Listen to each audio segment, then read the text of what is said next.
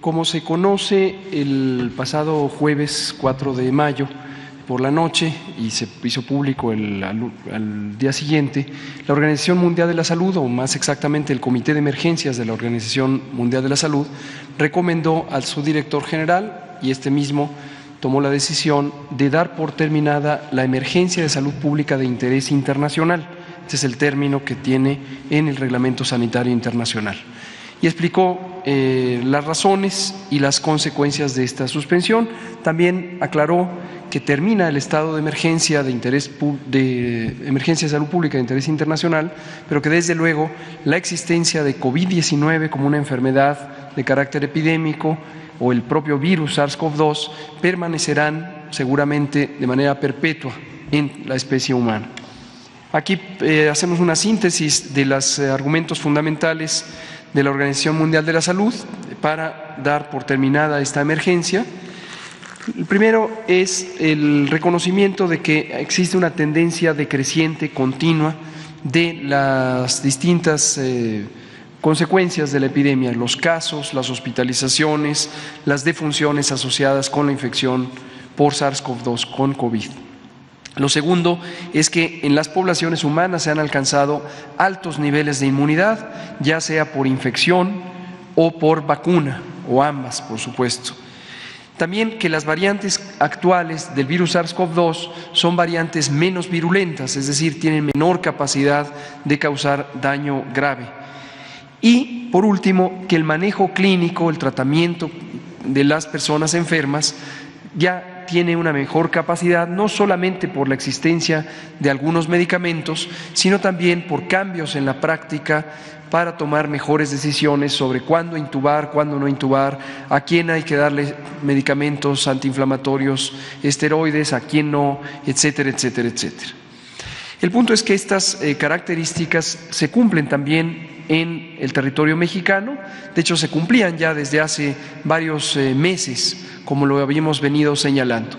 Como se ve en la siguiente imagen, tenemos la curva epidémica que refleja el conjunto de la epidemia desde su inicio en la primera semana de marzo de 2020. Y ven ustedes las 6 olas que hemos tenido de esta enfermedad. Lo que se representa en las curvas es precisamente los casos. Y en una línea roja se representa la hospitalización, el porcentaje de personas hospitalizadas, y en la línea negra el porcentaje de personas que fallecen estando infectadas por COVID o por el virus SARS-CoV-2. Y podemos ver de manera muy clara donde está la etiqueta morada, que es cuando entró Omicron en noviembre de 2021, cuando hubo un cambio muy importante en la epidemiología de COVID-19 en México, consistente con lo que ocurrió en otros lugares del mundo. Como hemos venido anunciando una y otra vez, este cambio principalmente es que, aunque existen una importante cantidad de casos durante las oleadas epidémicas, no se acompañan afortunadamente ya de una proporción importante de personas hospitalizadas y mucho menos de personas que pierdan la vida como consecuencia de la enfermedad. Y podemos ver también en el caso mexicano que las olas 5 y 6, que son las que están en el lado derecho de la gráfica, fueron mucho menores incluso en la cantidad de casos comparadas con la ola 4, que fue precisamente en la que empezó a predominar Omicron. Hoy día Omicron y sus distintas variantes son el 100% de los aislamientos de virus SARS-CoV-2 que se encuentran en México. Respecto a la inmunidad, también en México se cumplen las condiciones que ha señalado la OMS. Prácticamente 95% de las personas tenemos anticuerpos contra el virus SARS-CoV-2, ya sea porque nos infectamos y padecimos COVID, ya sea porque fuimos vacunados en su momento. Y como se puede ver en el mapa, en todas las regiones del país se encuentran estos altos niveles de inmunidad. Estos son los datos que corresponden a la Encuesta Nacional de Salud y Nutrición 2022, en la que hubo un módulo específico sobre COVID y se hicieron análisis de suero para identificar la presencia de los anticuerpos. Entonces, alto nivel de inmunidad también. Por último, comentamos que, dado que se cumplen las características que ha considerado la OMS para suspender la emergencia de salud pública de interés internacional, también se ha tomado esta decisión para el propio país.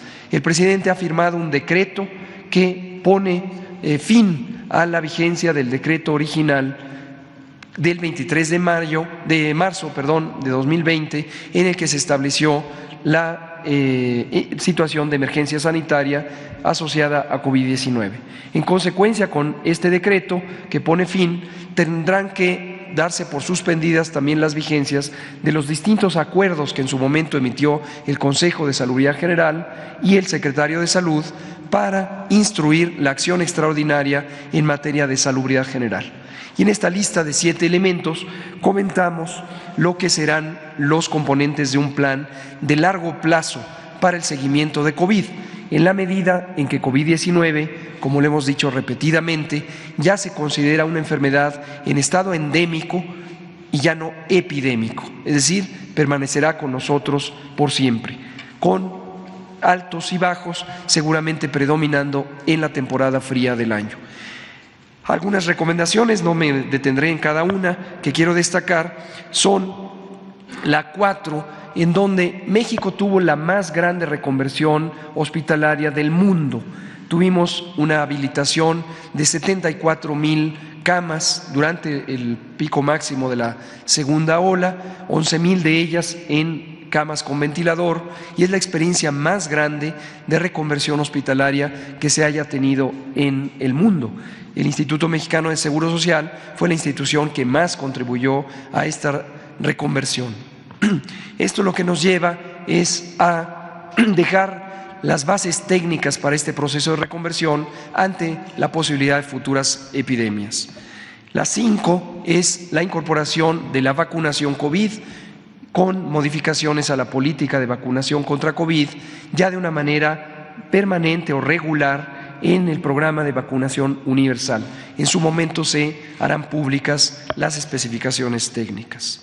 Y lo último, desde luego, la 7, es que mantendremos actualizado el plan de respuesta, preparación, respuesta y recuperación ante emergencias para que sea un instrumento que sirva ante cualquier nueva epidemia. Esto es todo, presidente.